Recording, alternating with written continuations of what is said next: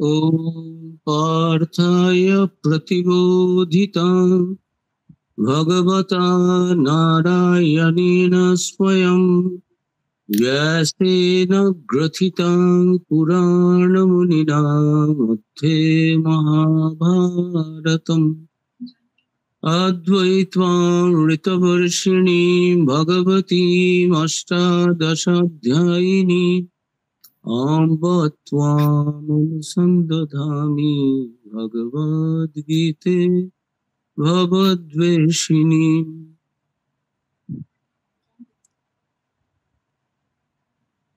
হে জননী ভগবদ্গীতে, মহাভারতের মধ্যে প্রাচীন মুনি বেদব্যাস কর্তৃক গ্রথিত, স্বয়ং ভগবান নারায়ণ কর্তৃক পার্থকে উপলক্ষ করে সম্যক রূপে বিজ্ঞাপিত পুনর্জন্ম নাশকারিণী অদ্বৈতামৃত বর্ষিণী অষ্টাদশ অধ্যায় রূপিণী ভগবতী তোমাকে আমি ধ্যান করি।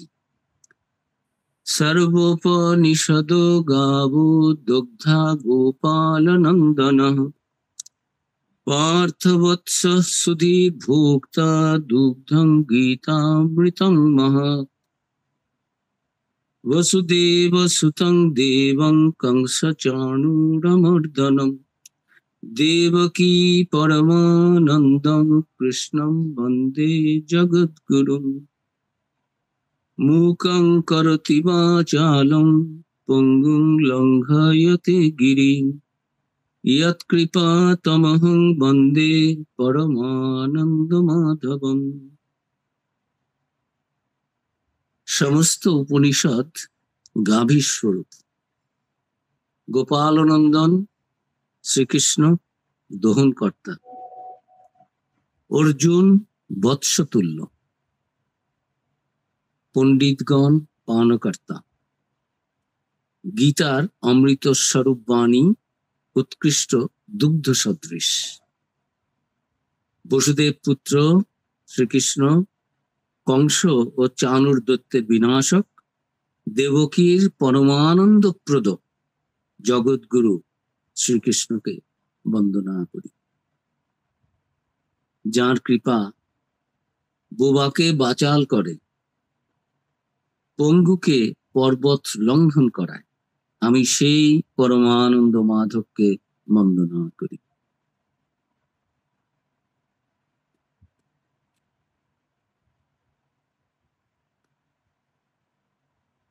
নমস্কার আপনাদের সবাইকে, আর উদ্যোগকারীদের, অর্গানাইজার্স, এই বেদান্ত গ্রুপের যারা এই প্রোগ্রাম করার জন্য যুক্ত, তাদের সবাইকে অনেক অনেক শুভেচ্ছা, কৃতজ্ঞতা জ্ঞাপন করছি।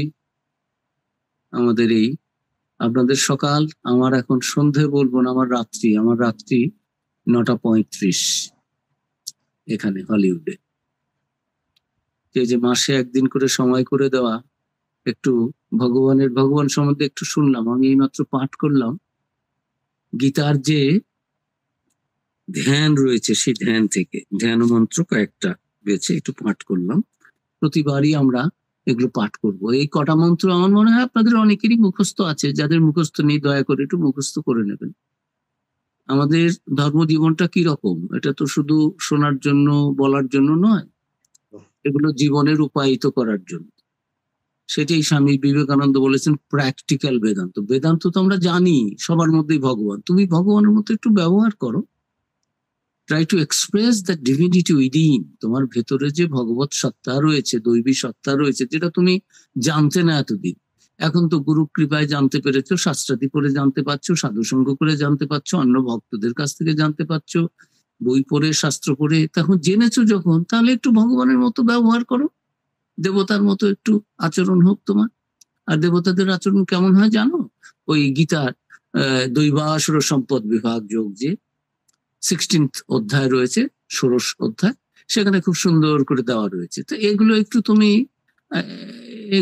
এগুলো প্রকাশ করার, বিকাশ করার চেষ্টা করো, তাহলেই তোমার ধর্ম লাভ হবে। আর ধর্ম লাভ করলে কি হয়? জ্ঞান হবে, ভক্তি হবে, সেগুলো হলে কি হবে? তুমি মুক্ত হবে।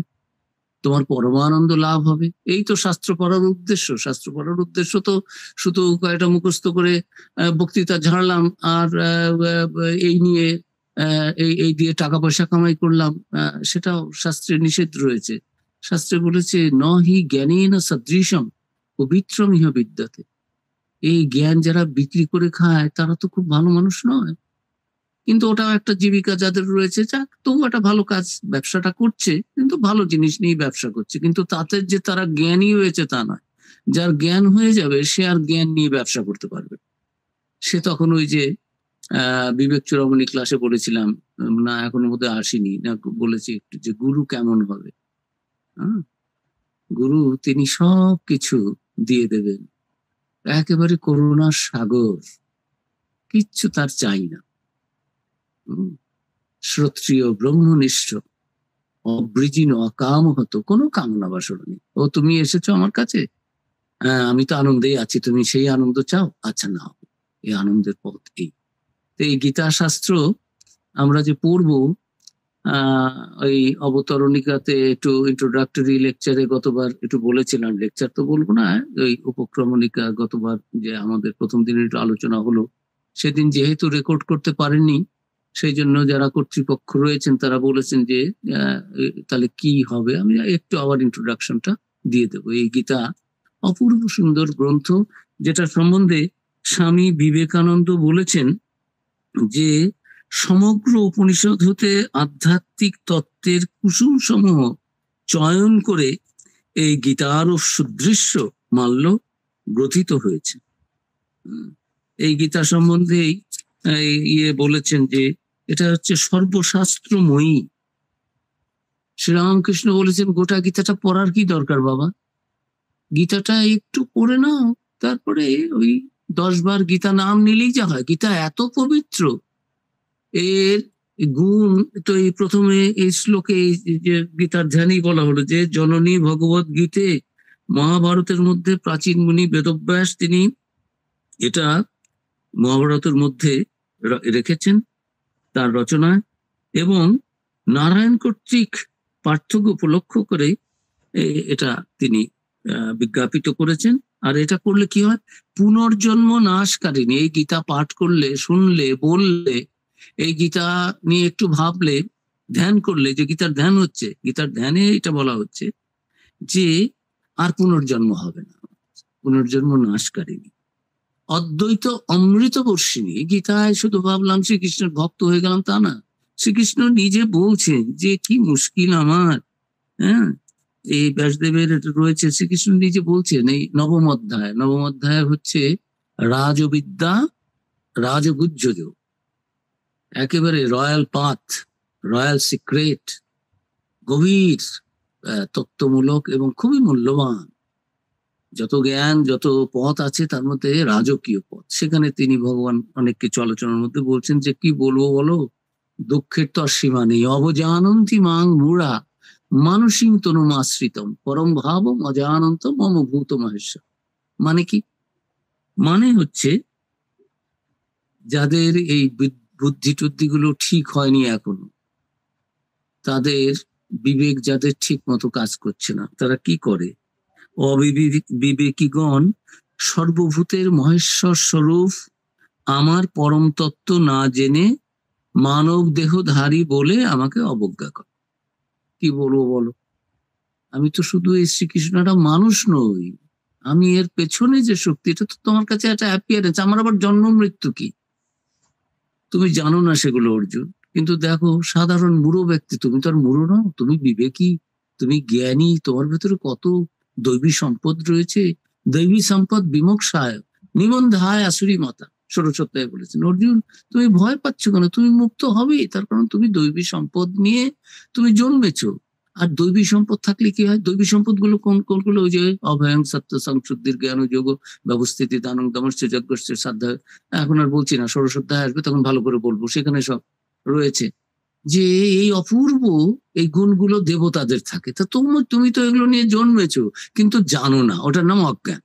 এখন আমি তোমাকে বলছি, এখন তুমি সচেতন হও এবং সেই যে তোমার ভেতরে যে গুণগুলো রয়েছে সেটা প্রকাশিত করার চেষ্টা করো।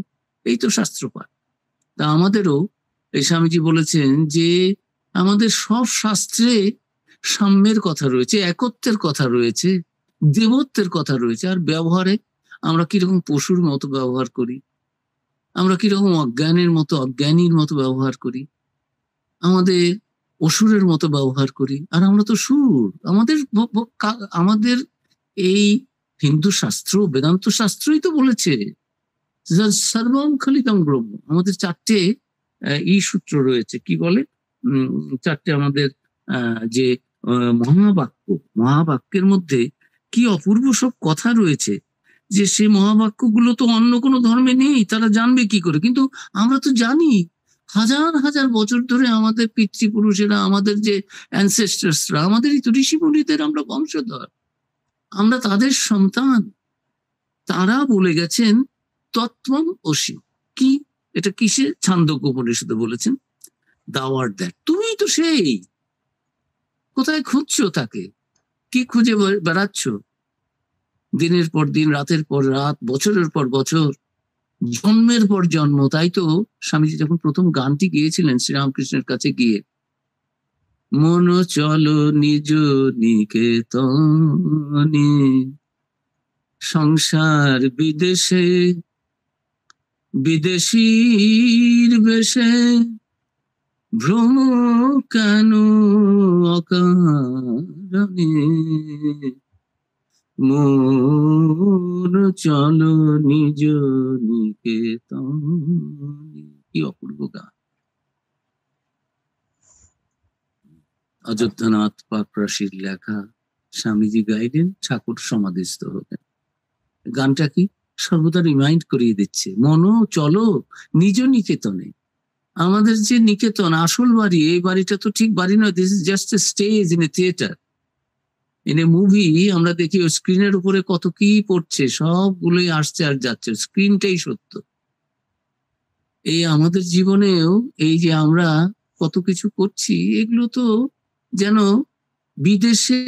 বিদেশি এই যে দেহটা, এটা একটা যেন পরিধানের মতো, একটা বস্ত্রের মতো। সংসার বিদেশি, সংসারটা বিদেশির বেশে। আমরা বিদেশি এখানে, আমাদের দেশ তো এটা না, আমাদের বাড়ি তো এটা নয়, আসল বাড়ি তো নয়। আমরা তো অমৃতের সন্তান, আমাদের তো অমৃত লোকের বাসিন্দা আমরা, সেখানে আমরা পার্মানেন্ট রেসিডেন্ট। এখানে তাহলে কেন কি করছি? এই একটু রং দেখতে, আনন্দ করতে, আনন্দ দিতে এসেছি। জগতে আনন্দ যজ্ঞে আমার নিমন্ত্রণ। আহা, কি সুন্দর রবীন্দ্রনাথের।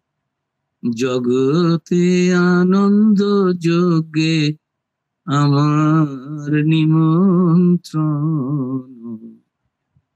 ধন্য হলো, ধন্য হলো মানব জীবন। জগতে মানব জীবন ধন্য হলো, এই মনুষ্য জীবন। শ্রীরামকৃষ্ণ বলেছেন যে যত দেহ আছে, মানুষের শরীর হচ্ছে যেন Taj Mahal. This is the greatest gift from god. মনুষ্য দেহ আমরা পেয়েছি, তো সেই দেহ পেয়ে বিদেশির বেশে ঘুরে ঘুরে বেড়াচ্ছি, ভুলে গিয়ে আমাদের স্বগৃহটা কোথায়। সেই স্বামীজির গানটা, যে সংসার বিদেশে, বিদেশির বেশে, ভ্রম কেন? এটা ভ্রম, এটা সত্যি নয়। আমরা ঘুরছি, আমরা যেমন ওই মিরাজের পেছনে ঘুরি জল মনে করে, এই সংসারটাকে ভাবছি এটাই এখানে আনন্দ পাবো, এটা পার্মানেন্ট রেসিডেন্স একটা পেয়ে গেছে। This is not a permanent residence. This body is not a permanent residence of our atman. এটা just for some days, some years, 100 years. আর এগুলো খেলেই চলেছি, শত শত জন্ম, হাজার হাজার জন্ম, 8.4 মিলিয়ন, 84 লক্ষ জন্মের পরে মনুষ্য জীবন পেয়েছি। সেই মনুষ্য জীবনের পরেও কত নেতি ধৌতি করে করে, ধুয়ে মুছে পরিষ্কার করার চেষ্টা করতে করতে করতে করতে এই জীবনটা একটু যেন পরিশোধিত হয়েছে। মনে হয় যেন অন্যরা এখনো ডুবে আছে অজ্ঞানে, নানা রকম জাগতিক আনরিয়াল, যেগুলো সৎ নয়, অসৎ বস্তু, অসৎ জিনিস, তার প্রতি যেগুলো টিকবে না, যেগুলো পার্মানেন্ট না। অসৎ মানে ওই ডিজনের সেই অর্থ এখানে, অসৎ মানে যেটা পার্মানেন্ট নয়, সেগুলো প্রতি লোকে ধাবিত হচ্ছে। আমরা একটা এই অসতের পেছনে সৎ কি আছেন সেটা জানার চেষ্টা করছি। কাজেই সংসার বিদেশে, বিদেশির বেশে ভ্রম কেন অকারণে? এই শুধু যদি সংসারটাকে সারভাবে চালো সেটাই ভ্রম, সেটাই রিমাইন্ড করে দিচ্ছে। আর কত ঘুরবে বেড়াবে? তো এই আমাদের শাস্ত্রেই রয়েছে তত্ত্বমসি, আমাদের শাস্ত্রেই রয়েছে অহং ব্রহ্মাস্মি, আমি সেই, এই অনুভূতি হবে। অন্য কোথাও নেই, অন্য কোনো ধর্মে এই ব্রহ্মের, আত্মার, চৈতন্যের কোনো চিন্তাই এখনো আসেনি। তাদের ধর্মগুলো নতুন, তারাও চেষ্টা করবে আস্তে আস্তে। when they will also come to the point of perfection, they will also understand what is it. তারা এখনো গডে আছে, ব্রহ্মের এক ধাপ নিচে। সব ধর্মগুলোই ওই নিরাকার বা সাকার ধর্ম, সেখানে সগুণ, অনেক শক্তি টক্তি আছে ভগবানের কাছে। কেন যাব? ভেরি পাওয়ারফুল, আমি এখানেও একটু ভোগটোগ করবো, শান্তি আনন্দ পাবো, যা ইন্দ্রিয় দিয়ে উপভোগ করতে পারি। আর মরার পরে একটা স্বর্গ নামে একটা জায়গা আছে, খুব আরাম হয়, আনন্দ হয়, কোনো কষ্ট টষ্ট নেই। সেখানে একটু একটু সেখানেও একটু মস্তি টস্তি হবে, একটু আনন্দ করব। কোন কোন ধর্মে আবার আছে যে অনেক হুট টুর আছে, ড্যামজেল আছে, এ সমস্ত অনেক কিছু। যার যেমন ভাব তার তেমন লাভ, শাস্ত্রে আছে, সেটা নিয়ে কোনো অসুবিধে নেই। কেউ না কেউ একটু ভাবছে যে something better, something higher kind of enjoyment will be there. এগুলো যদি করি, একটু ভগবানকে ডাকি, একটু ভালো কাজ করি, একটু সৎ কাজ করি। আর এই বেদান্ত এগুলোর পেরিয়ে গিয়ে বলছে না, এগুলো তো অনেক নিচের কথা, তুমি তো শুধু কি ওঠার জন্যই জন্মেছ, তুমি তো ঠিক ওটা নও, এগুলো তো দিস আর স্টেপস। আরো ওঠো, আরো ওঠো, দ্বৈত, বিশিষ্টাদ্বৈত, অদ্বৈত, সেটা দেখবে তুমি সেই তত্ত্বমসি, অহং ব্রহ্মাস্মি, আমি সেই প্রজ্ঞানম ব্রহ্ম, দ্যাট অ্যাবসলিউট নলেজ ইজ ব্রহ্মণ। এই যে নিজেকে জানা, এই যে এই আত্মা এবং ব্রহ্মণ, আত্মন, এই যে ঐক্য জানা, আমি, আমার ভেতরে যে ইন্ডিভিজুয়াল সোল রয়েছে, এই ইন্ডিভিজুয়াল সোলই সেই পরমাত্মন, কসমিক সোল, সেলফ। এর যে কোনো আলাদা নয়। সূর্যের রশ্মি এখানে দেখতে পাচ্ছি, এই রশ্মিটা আর সূর্য আলাদা তা নয়, এই রশ্মিটা সূর্যেরই। এখানে যে রশ্মি দেখতে পাচ্ছি, সূর্য রশ্মি, সেটা একটা আলাদা জিনিস, আর সূর্য আলাদা। অথবা এখানে 10টা জাগের মধ্যে 10টা সূর্য দেখতে পাচ্ছি, 10টা আয়নায়, এই সূর্যগুলো আলাদা আলাদা তা নয়, ওই সূর্যটা একটাই। তো এই অনুভূতিটা হওয়া, এগো প্রজ্ঞানং ব্রহ্ম, সেই knowledge, absolute knowledge, knowledge of the Brahman, that is Brahman itself. Knowledge of the Brahman itself is Brahma. অয়মাত্মা ব্রহ্ম, দিস সেলফ ইজ ব্রহ্মন। এই যে আমার ভেতরে এই আমি করছি, শাস্ত্র বলছে নীতি নীতি করে, আমিটা দেখাও তো তোমার কি আমি। তুমি দেহটা, এই পঞ্চকোষের কথা রয়েছে বিবেক চূড়ামণি যখন আমরা পড়বো, তখন সেখানে শঙ্করাচার্য ব্যাখ্যা করেছে, অন্নময় কোষ, মনোময় কোষ, প্রাণময় কোষ, এই সমস্ত সব রয়েছে। হ্যাঁ, বিজ্ঞানময় কোষ, আনন্দময় কোষ। পরপর গিয়ে দেখা যাবে আমি তো সেই আনন্দ ছাড়া আর তো আর কিছু নেই।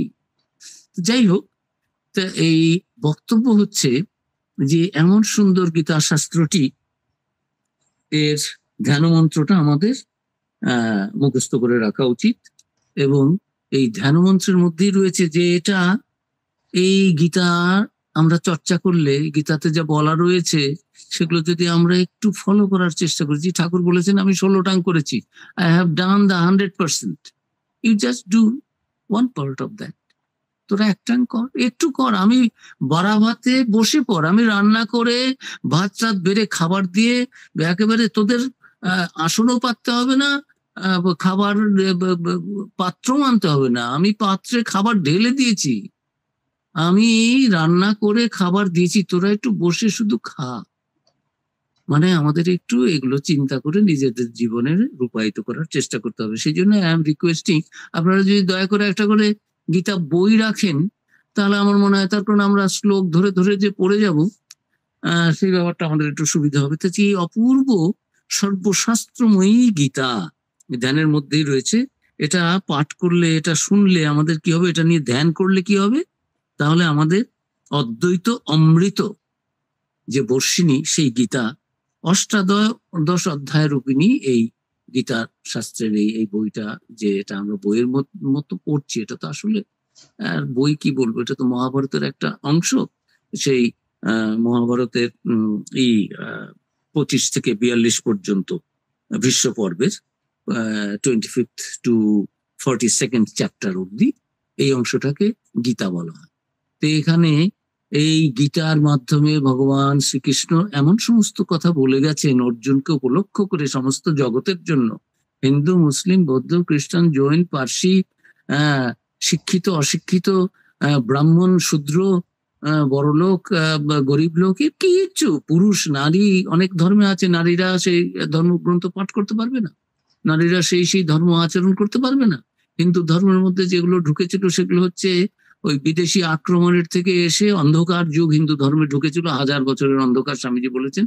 তো আর কিছু বৌদ্ধ যুগে কিছু ঢুকেছিল এই অনাচার ধর্মের সাধনের নামে, নানান রকম ব্যভিচার, সেগুলো তো আসল ধর্ম নয়। আমাদের ধর্ম বেদান্তের ধর্ম, আর সেই বেদান্তেরই জিস্ট এখানে যে যে দেওয়া হয়েছে তার নাম গীতা। স্বামী বিবেকানন্দ তাই বলেছেন যে কি অপূর্ব সুন্দর করে বলছেন যে গীতাটা হচ্ছে সমগ্র উপনিষদ থেকে যেন আধ্যাত্মিক তত্ত্বের কুসুম সমূহ চয়ন করে এই গীতার সুদৃশ্য মাল্য গ্রথিত হয়েছে। It has been made a garland having the flowers from different Upanishads. কি অপূর্ব ভাষায় স্বামীজি বলেছেন। আর ঠাকুর বলেছেন গোটা গীতা পড়ারও দরকার নাই, 10 বার গীতা বলো, গীতা গীতা গীতা গীতা, তাগি তাগি তাগি, তাগি মানে ত্যাগী, ত্বক ধাতুর থেকে ওটা ত্যাগীতেও যা হয় অর্থ। আর সেই রিনাউন্স কি রিনাউন্স, মহারাজ খাওয়া দাওয়া ছেড়ে দেবো, অনেকদিন ফাস্টিং করবো, সংসার টকসার ছেড়ে দেবো, হ্যাঁ এগুলো সাধারণ ছাড়া। ঈশ্বরের নামে এগুলো ত্যাগ করা বাইরের, আসল ত্যাগ হচ্ছে যে না, ঠাকুর বলছেন কেন গো সংসার ছাড়তে হবে কেন? ওই অহংকারটা ছাড়ো, আমিটা ছাড়ো, আসক্তিটা ছাড়ো। আমার সংসার, আমার স্ত্রী, আমার স্বামী, আমার টাকা, আমার বাড়ি, আমার ঘর, আমার দেহ, এই দেহটাও যে সেটাও অনাসক্ত ভাবে ঈশ্বর দিয়েছেন। কেন? খারাপ কাজ করার জন্য নয়, পশুর মতো জীবনযাপন করার জন্য নয়। কেন দিয়েছেন? ঈশ্বর আমাদের এই শরীরটা দিয়েছেন, এই সুন্দর মনটি দিয়েছেন। এই যে মনটা পবিত্র হচ্ছে, আমাদের ঈশ্বরের দিকে যাচ্ছে, ভালো কথা শুনতে ইচ্ছে হচ্ছে, ভালো কথা বলতে ইচ্ছে হচ্ছে, শাস্ত্র পড়তে ইচ্ছে হচ্ছে, শাস্ত্রের মর্মটা নিয়ে ধ্যান করতে ইচ্ছে হচ্ছে, ভালো কাজ করতে হচ্ছে, নাম যশের আকাঙ্ক্ষার দিকে যাচ্ছে না মন, জাগতিক ভোগের আনন্দ পাচ্ছি না সেদিকে মন যাচ্ছে না। এগুলো সবই সুলক্ষণ, ঈশ্বরের কৃপাতেই এগুলো হয়। তা এগুলো এই যে আমরা পাচ্ছি এই গীতার মধ্য দিয়ে। ঠাকুর তাই বলছেন যে এটা, এই গীতা মানে সব অহংকার ত্যাগ করো, অন্য কিছুই ত্যাগ করতে পারো না। খাচ্ছ দাচ্ছ, যেমন শরীরটা যতদিন থাকবে এটাকে খাবার দাবার দিতে হবে, শীতে একটু শীত বস্ত্র দিতে হবে, গরমের সময় এই যেমন আমার ঘরে এখন একটু ফ্যান চলছে, এখন এখানেও তো গরমকাল। তা বলছি যে এগুলো বাহ্য শরীরের জন্য, এগুলো সাধারণভাবে আমরা কিছু কিছু প্রয়োজন মিনিমাম করছি, তাতে দোষ নেই। কিন্তু জন্মেছি, আমার এই শরীরটা, আমারই বাড়ি, আমারই ফ্যান, আমারই এই সব, আমি, এর নাম হচ্ছে সংসার। আর এই আমিত্ব একটা অনাসক্তিটাই হচ্ছে বৈরাগ্য, সেইটাই হচ্ছে ত্যাগ। যদি এই আমি অহংটা ত্যাগ করতে পারো, ঠাকুর কথামৃতে বলছেন নাহং তুহু তুহু। কত বড় বড় পণ্ডিতদের, বিদ্যাসাগরের কাছে গিয়ে পর্যন্ত বলছেন, বিদ্যার জাহাজ, বিদ্যার সাগর, তারাও বুঝতে পারেন না। বঙ্কিমচন্দ্র তাকে বোঝাচ্ছেন, কেশব সেন তাকে বোঝাচ্ছেন, যারা অন্য জায়গায় গুরু লেকচার দিচ্ছেন, রবীন্দ্রনাথ ঠাকুরের বাবা দেবেন্দ্রনাথ ঠাকুর তাকে বোঝাচ্ছেন। কার কোথায় অসম্পূর্ণতা রয়েছে সেটা যেন দূর করে দিচ্ছেন, এবং তাও নিজে যেচে গিয়ে, কেশবকে নিজে দেখতে গিয়েছিলেন, মহর্ষি দেবেন্দ্রনাথ ঠাকুরকে নিজে দেখতে গিয়েছিলেন। এইরকম সাধু যেখানেই আছে শুনছেন, দেখতে যাচ্ছেন। নিজের ওই দক্ষিণেশ্বরে থাকতেই কেউ এসে খবর দিল ওখানে একজন সাধু এসছে, পঞ্চবটিতে রয়েছে, ও তাই নাকি, আচ্ছা চলো সাধু দেখে আসি। আবার জগদ্দানে গেছেন, সেখানে মানে যদি কোথাও এমন কিছু থাকে যে হ্যাঁ ঈশ্বরের শক্তি কাজ করছে, এই গীতাতেও বিভূতি যোগে রয়েছে, যেখানেই দেখবে যে বিশেষ একটা শক্তির প্রকাশ হচ্ছে, যেন সেটা আমি যৎ বিভূতি মত, যেখানে একটা বিভূতি সাধারণের থেকে একটা বেশি প্রকাশ দেখতে পাবে, সেটা কিন্তু যেন আমারই শক্তি, আমি তার মধ্য দিয়ে প্রকাশিত, অবতারে তিনি বিশেষভাবে প্রকাশিত। আর শ্রীকৃষ্ণ সম্বন্ধে বলা হয় কৃষ্ণস্থ ভগবান স্বয়ং। ঠাকুর তো ঈশ্বর তো অবতার রূপে আসছেনই, এই কৃষ্ণ রূপে যে এসছেন তিনি একেবারে সম্পূর্ণ। অন্যান্য অবতারে এসছেন কলা অংশ, এরকম বলা হয়, ভাবা হয়, ভক্তের কল্পনা, তাতে অসুবিধে কি আছে। কিন্তু ভগবান বলছেন যে আমি কিন্তু সেই, আমাকে যে কৃষ্ণ বলে ভাবে যে আমি বসুদেবের ছেলে, আমি এই অমুক জায়গার রাজা, বা আমি যে মানব দেহধারী, আমার যে আসল স্বরূপ সেটা জানে না, এটাই তো দুঃখ। দেখো, আর সেটা জানানোর জন্যই শাস্ত্র, সেটা জানানোর জন্যই দীক্ষা, সেটা জানানোর জন্যই এই শাস্ত্র পাঠ, সেটা জানার জন্যই। আর যখন সেটা জানা হয়ে যাবে তখন আর কোনো জানাই আর বাকি থাকবে না। তো এই অপূর্ব গীতা, এর সময় তো হাজার হাজার বছর। আর গীতা শাস্ত্র এমন পবিত্র যে 10 বার গীতা নাম নিয়ে সেরকম চললেই হলো। ঠাকুর বলছেন গোটা গীতা পড়ারই দরকার নেই। এটার ইনফ্লুয়েন্স এত গভীর এবং এটার মেসেজ এত উন্নত যে গীতা গোটাটা পড়ারও তোমার দরকার নেই। উপনিষদের কথা ঠাকুর কয়েকদিন আসছেন না, তখন হরিনাথ, হরিকে পরবর্তীকালে স্বামী তুরীয়ানন্দজি, তিনি খুব শাস্ত্রাদি ভালোবাসতেন, পাঠ করতেন, স্বামী ঠাকুরের সঙ্গে পরিচয় হয়েছে। তারপরে হঠাৎ কিছুদিন আসছেন না, ঠাকুর একে ওকে দিয়ে খবর দিয়েছে, তারপরে এসছেন, তারপরে বকছেন, এই তুই অনেকদিন হয়ে গেল এখানে আসিস না, কি করছিলি? তখন বলছে না, ওই বেদান্ত পড়ছিলাম। তো ঠাকুর বলছে বেদান্ত, বেদান্ত অত পড়ার কি আছে রে? বেদান্ত কি? বেদান্ত তো ব্রহ্ম সত্য, জগৎ মিথ্যা, এই তো জানা হয়ে গেল। এখন ওটা নিজে বোঝার চেষ্টা কর, এক্সপিরিয়েন্স আনার চেষ্টা কর। ধর্ম মানে বই পড়া নয়, ধর্ম মানে মন্দির মসজিদ গির্জাতে যাওয়া নয়, ধর্ম মানে লেকচার দেওয়া নয়, ধর্ম মানে অনেক লেকচার শোনা নয়। তাহলে ধর্মটা কি? ধর্মটা হচ্ছে সেই ধর্মগ্রন্থে যে সত্যের কথা বলা রয়েছে, সেই সত্যটাকে নিজের জীবনে উপলব্ধি করা। স্বামীজি বলেছেন এ যেন হতে হতে হতে যাওয়া, it is being and becoming. পড়ছি পড়ছি, শুনছি শুনছি, শুনতে শুনতে সেই রকম হয়ে যাওয়া। ধর্ম শুধু ওই বই পড়লাম, লেকচার দিলাম, শুনলাম, হ্যাঁ, এগুলো পার্ট, এগুলো স্টেপস। আমরা কি অ্যালফাবেটই বসে থাকবো না? তাই স্বামীজি বলছেন যে বেদান্ত তো অনেক শুনলে। স্বামীজি ফিরে আসার পরে কয়েকদিন চালায় বলছে, স্বামীজি একটু লেকচার হোক। স্বামীজি বলছেন না, আবার কি লেকচার, অনেক দিয়েছি। Now I want to see that my delivering lectures has become fruitful through your lives. আমি আর কিছু বলবো না, আর কি নতুন করে বলবো?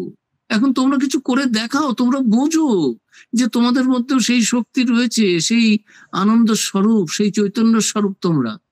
আমি আর কি লেকচার দেবো? নতুন তো কিছু বলার নেই।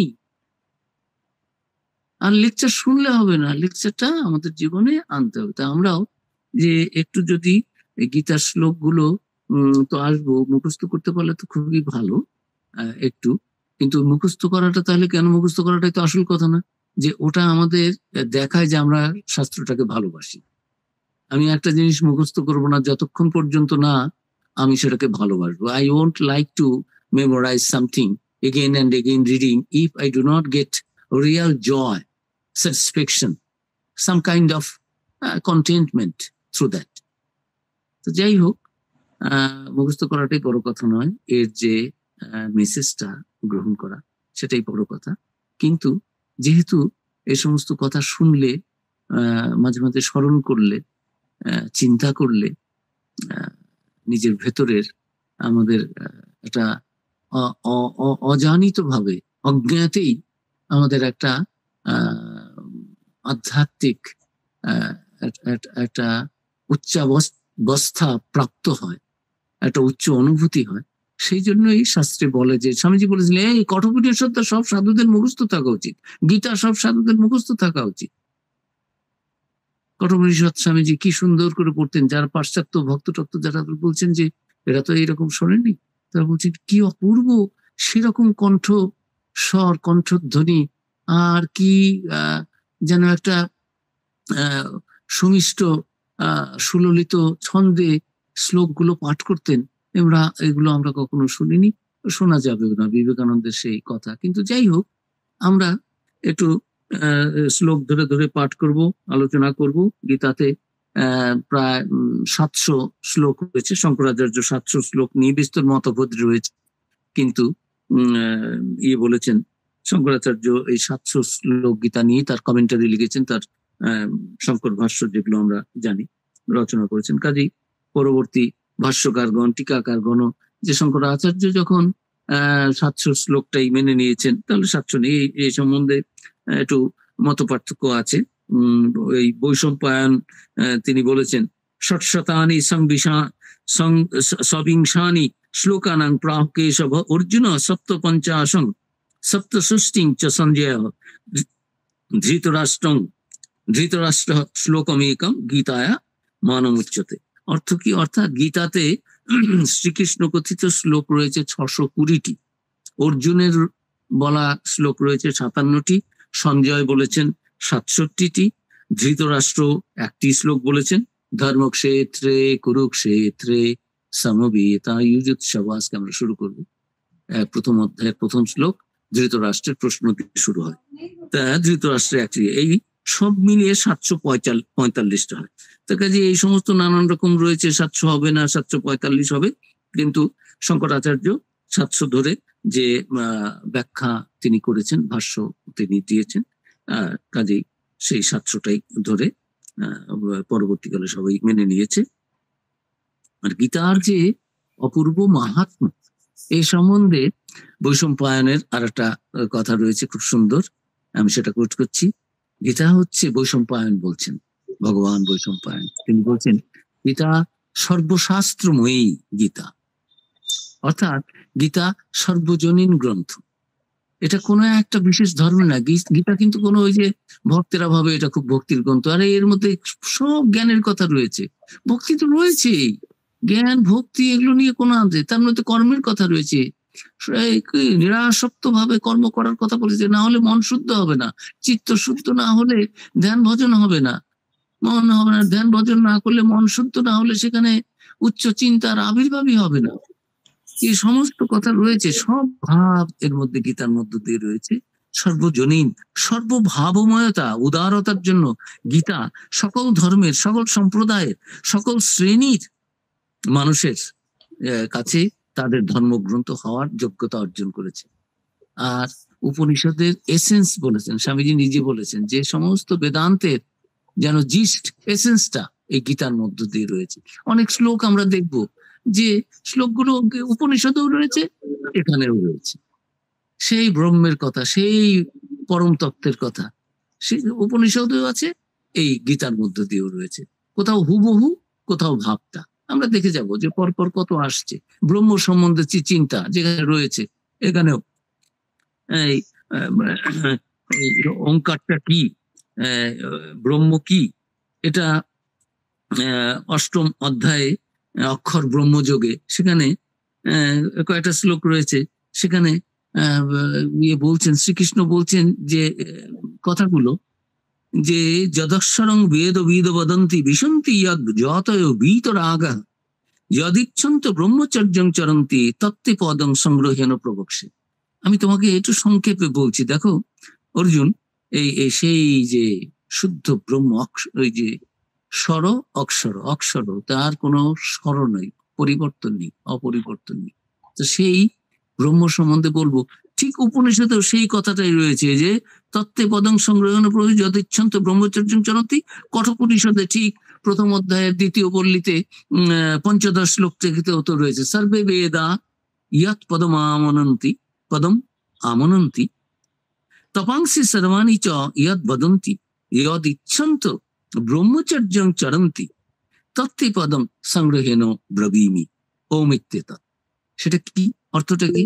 অর্থটা হচ্ছে, বেদ সমূহে, কঠোপনিষদে বলা রয়েছে, বেদ সমূহে এক বাক্যে যে ঈপ্সিত বস্তুর প্রতিপাদন করা হয়েছে, তপস্যাদি অখিল কর্মরাশি, এই সমস্ত বেদ মিলে যে যাকে প্রকাশ করার, প্রতিষ্ঠিত করার চেষ্টা করেছে, বিভিন্ন তপস্যা করে তপস্বীরা যা পাওয়ার চেষ্টা করছে, আর কত কর্ম করছে, যাকে পাবার জন্য লোকে ব্রহ্মচর্য অনুষ্ঠান করে, অন্য কোনো ভোগের দিকে যায় না, আমি তোমাকে সেই পরম পথ সংক্ষেপে বলছি, তা ওম।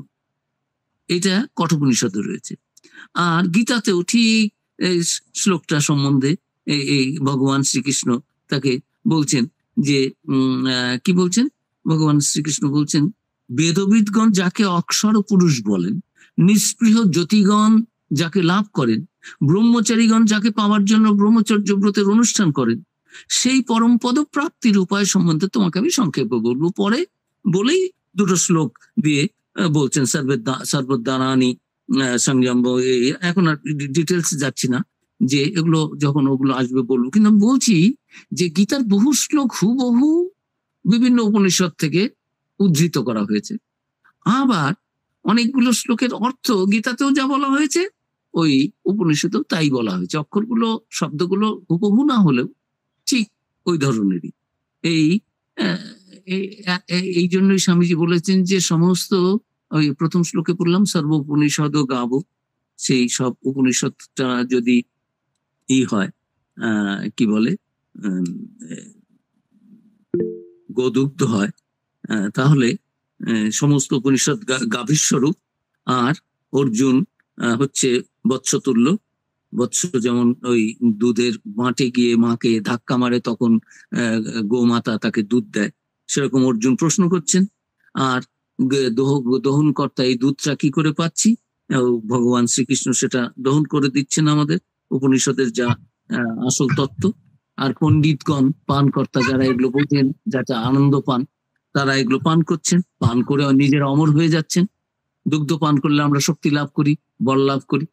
তো সেই রকম এখানেও গীতার অমৃত রূপ বাণী হচ্ছে উৎকৃষ্ট দুগ্ধ সদৃশ, যা আমাদের অমর করবে, যা আমাদের মুক্তি এনে দেবে, যা আমাদের শুদ্ধা ভক্তি এনে দেবে, পরাভক্তি পরাজ্ঞান যা এনে দেবে, সেই শাস্ত্র হচ্ছে, সর্বশাস্ত্রময়ী হচ্ছে গীতা।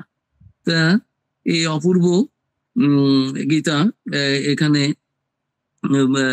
রয়েছে যে কত রকম ভাবে আমরা তো তাকে লাভ করতে পারি। এই শ্রীরামকৃষ্ণ জীবনে আমরা দেখি যে গীতা তত্ত্বের যেন তিনি জীবন্ত ভাষ্য।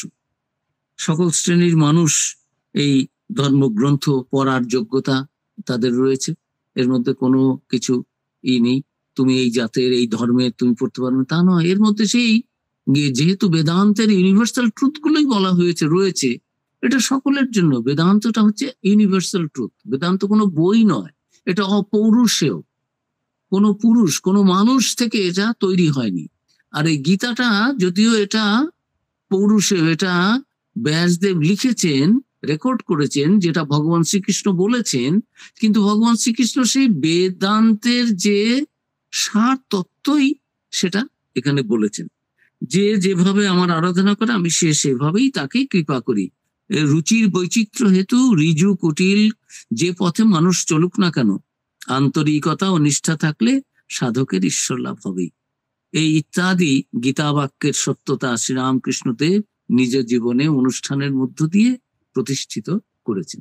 শ্রীরামকৃষ্ণ জীবনে দেখি তিনি গীতার ওই রাধাভাবে এই করছেন ভাগবতের, আবার এই গীতায় যে নানান রকমের ভাবের জ্ঞান ভক্তি কর্মযোগ রয়েছে সেগুলো তার জীবনে দেখতে পাচ্ছি। শান্ত, দাস্য, সখ্য, বাৎসল্য, মধুর, সব রকম ভাবে লীলা এই করেছেন, সাধন ভজন করেছেন। এগুলো কেন করেছেন? লোককে দেখানোর জন্য, শেখানোর জন্য, বোঝানোর জন্য, আমাদের সকলের জন্য। আমরা ভাগ্যবান যে আমরা শ্রীরামকৃষ্ণের সেই কথাগুলোতে, তার পথ দেখানো পথে আমাদের বিশ্বাস রয়েছে, আমরা সেটা পালন করার চেষ্টা করছি। কতটা পাচ্ছি, that's the different thing, that is not the question how much I have advanced, but I am on the road, I am on the track. সেই সুন্দর গল্প ঠাকুরও বলেছেন যে নারদ মুনি যাচ্ছেন ভগবানের কাছে দেখা করতে, তখন রাস্তায় যাওয়ার সময় দুই সাধু বসে জপ ধ্যান করছে। নারদ মুনিকে দেখে খুব ভক্তি করে প্রণাম করে বললেন, কোথায় যাচ্ছেন মুনিবর? ওই এই তো প্রভুর কাছে। ও প্রভুর কাছে যাচ্ছেন? আমরা তো প্রভুরই নাম টাম নিচ্ছি, তা আমাদের কবে মুক্তি টুক্তি হবে? প্রভু কি আমাদের ভুলে গেছেন? না আমাদের কথা প্রার্থনা প্রভুর কাছে পৌঁছচ্ছে? আমাদের প্রার্থনাটা জানাবেন, আমাদের কবে একটু মুক্তি টুক্তি হবে? সাধন ভজন তো করছি, কিন্তু প্রভুর তো কোনো উত্তর টুত্তর পাচ্ছি না। কি ঠিক পথেই আছি তো? প্রভু দর্শন পাবো তো? মুক্তি লাভ হবে তো? দয়া করে আমাদের জন্য একটু বলবেন। বলে, হ্যাঁ কেন বলবো না, চল আমি যাচ্ছি। বলুন। নারদ ফিরে আসার সময় তারা খুব ভক্তি করে প্রণাম করে বলছেন, বাহ বাহ নারদজি, আপনি ফিরে এসেছেন প্রভু, খুব ভালো। প্রভু সব কেমন আছেন? না প্রভু সব ভালো আছেন, সব খবর ভালো। আমাদের কথা আপনি বলেছিলেন? হ্যাঁ। জিজ্ঞেস করেছিলেন? হ্যাঁ করেছিলাম। কি বললেন? আমার কথা কি বললেন? বললেন যে এই তো আর দুটো জীবন তোমার বাকি আছে, আর দুটো জীবন সাধন ভজন করলেই তুমি মুক্তি পেয়ে যাবে। সে তৎক্ষণাৎ সেই সাধুটি হতাশ হয়ে বলছে, এখনো 2 জীবন? হায় ঈশ্বর, এত ডাকছি, খুব একেবারে হতাশাগ্রস্ত যে আরো 2 জীবন। আশা করেছিলেন যে খবর পাঠিয়েছি নারদ মুনির মধ্য দিয়ে প্রভু খবর পাঠিয়ে দেবেন তুমি এখনই মুক্ত। সেটা তার মনের মধ্যে হয়তো এরকম কিছু আকাঙ্ক্ষা ছিল। তিনি পুরোটা নিষ্কাম হতে পারেননি, এখনো সম্পূর্ণ ঠাকুরের উপরে ছেড়ে দেননি, এখনো নিজের উপরে রেখেছেন, নিজের চাওয়া পাওয়া রয়েছে, সম্পূর্ণ শরণাগতি হয়নি। তাই যেন খুব ক্ষুণ্ণ হয়ে গেলেন, খুব হতাশাগ্রস্ত হলেন, এখনো 2 জীবন আমার মুক্তি পেতে। তখন আর একজন সাধু বললেন, প্রভু আমার কথারও বলেছিলেন? হ্যাঁ তোমার কথা বলেছি। প্রভু কি বলেছেন? প্রভু বলেছেন এই যে তোমরা তেঁতুল গাছের নিচে বসে জপ তপ সাধন ভজন করছো, এই তেঁতুল গাছে যত পাতা আছে তোমার তত জীবন পরে মুক্তি হবে। তখনই সেই সাধুটি আসন থেকে উঠে আনন্দের নৃত্য শুরু করে দিল। বাবা, প্রভু আমার কথা মনে রেখেছেন। এত ভক্তের মধ্যেও আমরা এখন মানুষই আছি 8.41 বিলিয়ন। তা বলছেন যে আমার আমার আমার কথা প্রভু মনে রেখেছেন। আহা, সত্যি প্রভুর তুলনা নেই। আমার মতো অযোগ্য সন্তানের কথা প্রভু, ভক্তের কথা প্রভু মনে রেখেছেন। বাবা কি আনন্দ! এই তেঁতুল গাছের পাতার সংখ্যার পরে আমার মুক্তি হবে, প্রভুর মনে আছে, এটাই তো যথেষ্ট। মুক্তি টুক্তি প্রভুর মনে আমি আছি, আমি তো প্রভুকে মনে রাখার চেষ্টা করছি, এই কথা ভেবে নৃত্য শুরু করে দিল। তখনই দৈববাণী হলো, এই তুই এখনই মুক্ত হয়ে গেলি। আমাদেরও সাধন ভজন একটু চিন্তা কতটুকু অ্যাডভান্সড হয়েছে, that is not the main question. ওটা আমাদের অর্জুনকে বলছেন, অর্জুন তুমি কাজগুলো করে যাও। ভগবান বলছেন তোমার ওই ফল টল কি হবে, কে মরবে, কে বাঁচবে, কে রাজা হবে, কে প্রজা হবে, ওগুলো নিয়ে তোমার ভাবার দরকার নেই। That is not within your jurisdiction my dear.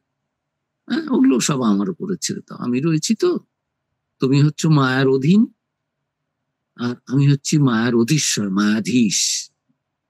কাজে তুমি এ সমস্ত জানো না, আমি জানি। এখন আমার কথাগুলো বিশ্বাস করে তুমি করো, তাহলে তুমি ঠিক ঠিক ফলগুলো পাবে। না হলে তোমাকে আবার ভুগে টুকে আবার তোমার সংস্কার মতো তোমাকে করতেই হবে। তুমি কোথায় যাবে হে চাঁদ? তা এই অপূর্ব ধর্মগ্রন্থ গীতা এর যে শ্রীরামকৃষ্ণের জীবনে দেখতে পাই যে সব ভাবগুলো শ্রীরামকৃষ্ণ নিজের জীবনে করে জ্ঞান, ভক্তি, কর্মযোগ সবকিছু কোনোটা তিনি ত্যাগ করেননি, কোনোটাকে ছোট বলেননি। অনেকে বলে জ্ঞানটাই তো, যাকে অন্যটা করবো। এই গীতাতেও অর্জুন বলছেন যে কর্মটর্মের কথা আবার এগুলো কিসের জন্য বলছো? যদি ব্রহ্মজ্ঞানটাই আসল কথা হয় তাহলে ব্রহ্মজ্ঞানটাই পাবো, আমার আবার ওগুলোর কি দরকার? সেগুলো আমরা আসবো, এসব তো রয়েছে। তখন প্রভু বুঝিয়ে বলছেন যে না, দিস আর অল স্টেপস। তোমার এক একজনের এক একটা দরকার। এই অনাসক্ত হয়ে কর্ম করে করে করে করে ওটা পাবে। কোনোটাই আমরা আমরা ভাবি যেন যে আমি শুধুই জ্ঞানী, যে জ্ঞানী তার কি ভক্তি নেই? শঙ্করাচার্য ভক্তির সংজ্ঞা দিচ্ছেন যে এই জ্ঞান লাভের যে এই যে চেষ্টা প্রযত্ন, এটার নামই ভক্তি। কর্ম, কর্ম ছাড়া বলছি জব ধ্যান করছি, এটাও তো কর্ম। নিঃশ্বাস প্রশ্বাস, কর্ম ছাড়া কেউ বাঁচতে পারে? কর্মযোগে কত কথা বলছেন অর্জুন, দেখো আমার কিছু কিছু পাওয়ার আছে, নেই। আমার কিছু চাওয়ার নেই, পাওয়ার নেই, হারানোর নেই, তাহলে আমি কতক্ষণ কর্ম করি জানো? অর্জুন তাকিয়েছে, বলে 24 ঘন্টা। I do not have any bishram, there is no rest for me. আমি যদি একটু কর্ম থেকে অব্যাহতি দেই, সমস্ত জগৎ কর্মহীন হয়ে যাবে, আলস্যে অন্ধকারে ডুবে যাবে। তো এই সমস্ত অপূর্ব সব কথা এই গীতা শাস্ত্রের মধ্য দিয়ে রয়েছে। আর গীতার মধ্য দিয়ে অমরত্ব তত্ত্ব, অবতারবাদ, ভক্তি, কর্ম, জ্ঞান, যোগ সবই বলেছি, এগুলো আছে। নিষ্কাম কর্ম, স্বধর্ম পালন, জ্ঞান মিশ্রা ভক্তি, নিষ্কাম কর্মের মধ্য দিয়ে যে সিদ্ধি লাভ হয় সেটা। আর সর্বকর্ম ভগবানে সমর্পণ করে, সব কর্মফল ত্যাগ করে, সর্বধর্ম ত্যাগ করে তাকে আশ্রয় নিলে যে সেই পরম অবস্থা লাভ হবে, সেটাও লাস্ট শ্লোক গিয়ে, লাস্ট শ্লোক মানে অষ্টাদশ অধ্যায় শেষে গিয়ে বলেছেন যে আর কি কিছুই যখন পারবে না, তাহলে ওই যে সবকিছু আমার উপরে ছেড়ে দাও।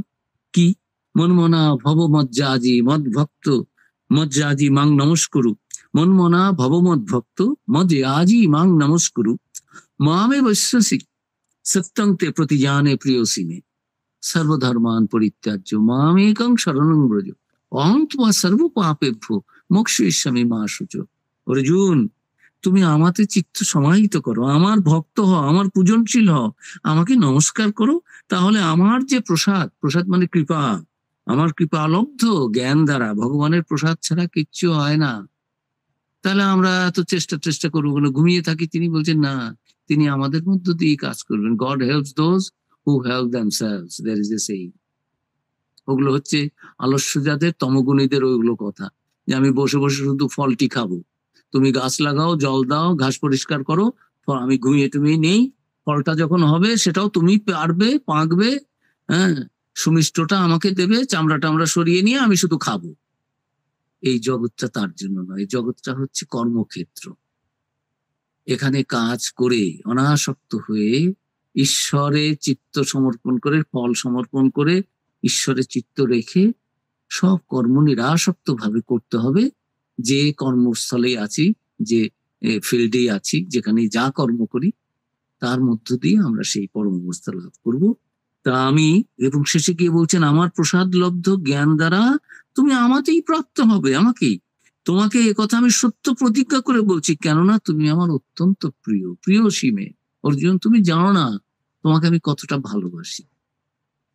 আমরাও জানি না ভগবান আমাদের কতটা ভালোবাসেন। আমরা শুধু ভাবি যারা সুখে আছে, যারা সাকসেস পাচ্ছে, প্রমোশন পাচ্ছে, অনেক টাকা পাচ্ছে, অনেক সুন্দর, অনেক রূপ, অনেক গুণ, এগুলো জাগতিক জিনিস দিয়ে আমরা বিচার করি।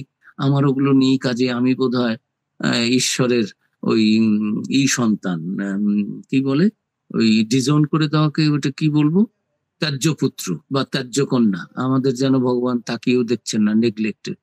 আর শ্রী শ্রী মা বলছেন, জানো, দুঃখ কষ্ট সংসারে এই যে ভোগ, এত কষ্ট মনে হয়, এগুলো ঈশ্বরের দয়ার দান।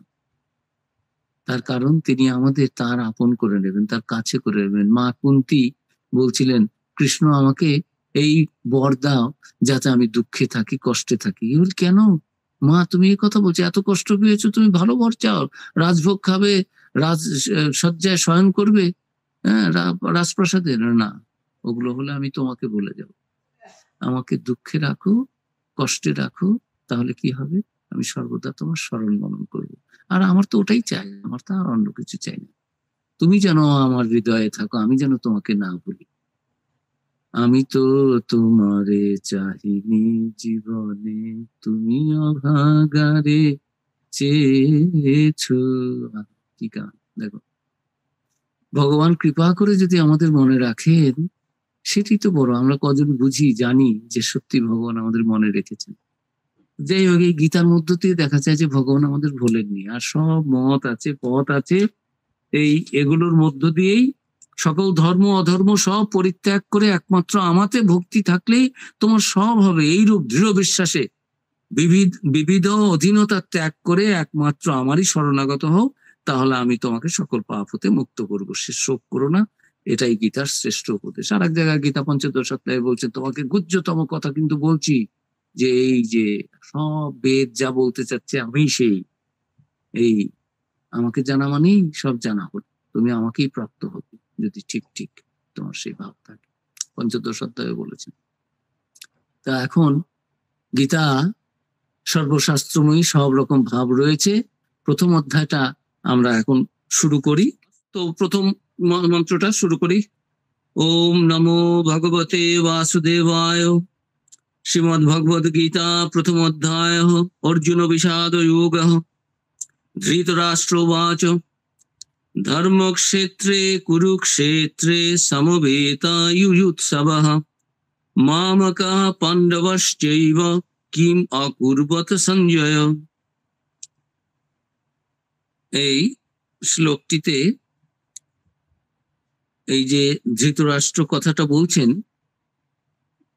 ব্যাসদেবের কাছে তিনি বলেছিলেন যে ভগবান ব্যাসদেব জন্মান্ধ রাজা যে ধৃতরাষ্ট্র, তাকে তিনি বলেছিলেন, যুদ্ধ তো হচ্ছে, তুমি তো অন্ধ, দেখতে পাবে না, তা আমি তোমাকে দিব্য চক্ষু দিচ্ছি, তুমি প্রাসাদে বসে বসেই এই সব জানতে পারবে, এই যে কে কি করছে না করছে, কি হচ্ছে না হচ্ছে, যুদ্ধ তোমাকে আমি দিচ্ছি। তখন আহ ধৃতরাষ্ট্র বললেন যে না, এই আত্মীয় স্বজন সব মারা যাবে, এই আমার একদিকে আমার ছেলেরা আত্মীয়রা, অন্যদিকেও তো আমারই ভাইপোরা, আর বাকিরাও তো আত্মীয় সবাই, এই স্বজন হত্যা, নিধন আর এগুলো আমি দেখতে পারবো না, আমার ভালো লাগবে না, কাজেই আমি ওটা চাই না। তখন বেদব্যাস রাজ অমাত্য সঞ্জয়কে এই বরটি প্রদান করলেন যে তিনি যুদ্ধক্ষেত্রে না গিয়েও সবকিছু যুদ্ধক্ষেত্রে কি হচ্ছে না হচ্ছে দেখতে পারবেন, বুঝতে পারবেন। এবং সেই মতো আমরা আজকাল টিভিতে দেখে যেমন কমেন্টারি করে আমি দেখছি, দেখে থেকে কমেন্টারি দূর থেকে বলছি, সব দেখছি, দেখে থেকে বলছি হ্যাঁ এখনো অমুকে বল করলো, তারপরেও ব্যাটটা করছে, হ্যাঁ এই রানটা হলো না, এটা নো বল হয়ে গেল। সেরকম ইনিও সব শুনছেন, দিব্য চক্ষু রয়েছে, সে দেখতে পাচ্ছেন, সবকিছু শুনতে পাচ্ছেন, সেই মতো তিনি বর্ণনা করে যাচ্ছেন। এইটাই হচ্ছে গীতার শুরু, এই ধৃতরাষ্ট্রের প্রশ্ন দিয়ে। কারণ যুদ্ধ তো আর ঠেকানো গেল না, শ্রীকৃষ্ণ অনেক চেষ্টা করলেন। এখন যাতে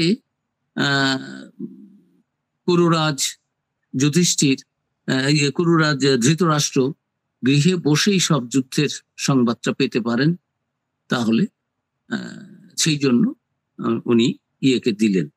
এখন প্রথম প্রশ্নে শ্লোকে একটু ব্যাখ্যার ব্যাপার রয়েছে যে ধর্মক্ষেত্র কুরুক্ষেত্র, কুরুক্ষেত্র ধর্মক্ষেত্র কেন বললেন কুরুক্ষেত্রকে, এই ব্যাপারে কুরুক্ষেত্রকে কেন ধর্মক্ষেত্র বলা হলো তা নিয়ে বহু গবেষণা হয়েছে।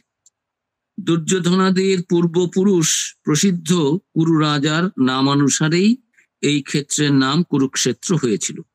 উপনিষদ ও শতপথ ব্রাহ্মণে বর্ণনা রয়েছে যে ওই স্থান দেবতাদের যজ্ঞস্থান রূপে কীর্তিত হয়েছে।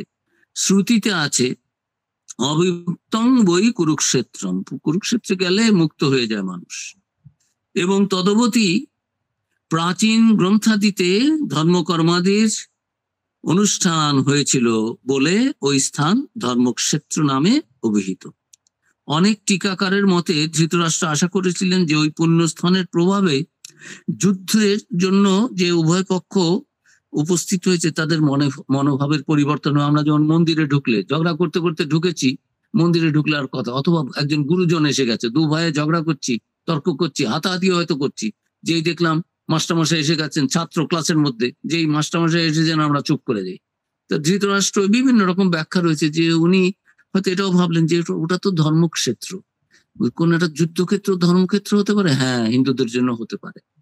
হিন্দুরা বহু কিছু ওই ধর্মপত্র করে, এই যে দিন পর্যন্ত যুদ্ধ করব, কত সব নিয়ম কানুন ছিল, রাত্রিবেলা কাউকে আঘাত করবো, রাত্রিবেলা সব দেখতে যেত তোমাদের কতজনের মধ্যে কি হয়েছে না হয়েছে, কে আহত কে নিহত, সে সমস্ত হয়েছে। সে যাই হোক, কেউ মনের কোনো পরিবর্তন হলো কিনা যে শান্তিপূর্ণ কোনো মীমাংসা হবে, কিন্তু তা হয়নি, এটাও একটা হতে পারে। তো এই গীতা গ্রন্থ মধ্যে ধর্মক্ষেত্র ইত্যাদি হতে আরম্ভ করে এই বিশিদন্নম ইদম ব্রবীত এই পর্যন্ত শ্রীকৃষ্ণ অর্জুনের সংবাদের প্রস্তাবনা বলা যেতে পারে। তারপর থেকে গ্রন্থ সমাপ্তি পর্যন্ত অংশ শ্রীকৃষ্ণ ও অর্জুনের ধর্মার্থ সংবাদ। অর্জুনের অন্তরে ঘোর মোহাচ্ছন্ন হয়েছিল, সেই মোহ নির্মুক্তির জন্যই গীতার অবতারণা করলেন ভগবান শ্রীকৃষ্ণ, এবং পরম পুরুষার্থ রূপ মোক্ষই যে গীতা শাস্ত্রের প্রধান তাৎপর্য, সেটা তিনি এই গীতার মধ্য দিয়ে অনেক পথ দেখিয়েছেন, কাজ করতে বলেছেন, এটা করতে, শেষে যে মোক্ষটাই যে পরম প্রাপ্তি, সে সম্বন্ধে তিনি স্টেপ বাই স্টেপ আমাদের যেন নিয়ে গেছেন। তো এখন আজকে তো 1 ঘন্টা হয়ে গেল, আমি 35-এ শুরু করেছিলাম, 9:35, এর প্রথম অধ্যায়ের আমরা দ্বিতীয় দিন আরো পাঠ আলোচনা করে যাব। আপনাদের সবাইকে অনেক ধন্যবাদ, নমস্কার। আজকে মোটামুটি বুঝতে পারলাম যে আমরা 10টা করে শ্লোক প্রতি দিনের আলোচনায় আমরা এই অর্থ করে করে যেতে পারবো, যতটুকু ব্যাখ্যা সম্ভব। আমাদের বিদ্যা বুদ্ধি তো নেই, প্রভু যা একটু বলিয়ে নেবেন তার কথা বলে আনন্দ, শুনে আনন্দ, তাই আপনাদের সবাইকে ধন্যবাদ। পরবর্তী এখন এখানে আমি ওম শান্তি শান্তি শান্তি, হরি ওম তৎসৎ, শ্রীকৃষ্ণার্পণমস্তু।